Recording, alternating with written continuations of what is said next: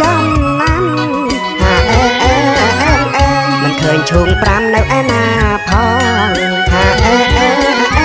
ថាមិនឃើញឈូង5នៅឯណាផងបងអើយឈូងទៅថ្លៃឲ្យកំពួងចំអូនបងអើយឈូងទៅថ្លៃឲ្យកំពួងចំដងមនុស្សនៅដីឈរច្រងបោះឡើងចុងដងរំបល់យកអីបោះឡើងចុងដងរំបល់យកអីរួចចុងឥឡូវទៅនៅណាយណៃរួចចុងឥឡូវទៅនៅណាយណៃកុំថាវាទេលើចុងឫស្សីស្រីហើយមិនឡើងយកទេស្រីហើយមិនឡើងយកទេរួចនៅចង់បោះដល់ណាមានមេរួចនៅចង់បោះដល់ណាមានមេកន្លែងលេងឈូងទៅទេលេ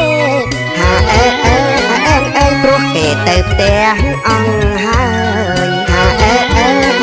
យព្រោះគេទៅផ្ទះអង្គហើយអូនបងអើយឈូងទៅថ្លៃឲ្យឈូងផាយជា5អូនបងអើយឈូងទៅថ្លៃឲ្យឈូងផាយជា5តែបើមើលតាមចំណាំ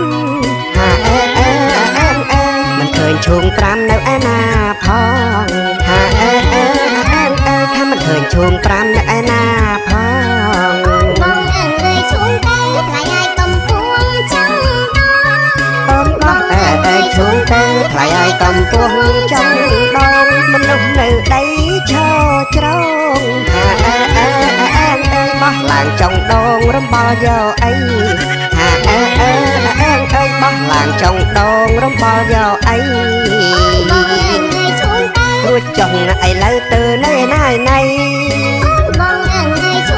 រួចចុងឥឡូវទៅនៅណាយណៃកុំថាវាទេលើចុងឫស្សីស្រីហើយមិនឡើងយកទេស្រីហើយមិនឡើងយកទេរួចនៅចង់បោះដល់ណាមានមេរួចនៅចង់បោះដល់ណាមានមេកន្លែងលេងឈូងទៅទេលេ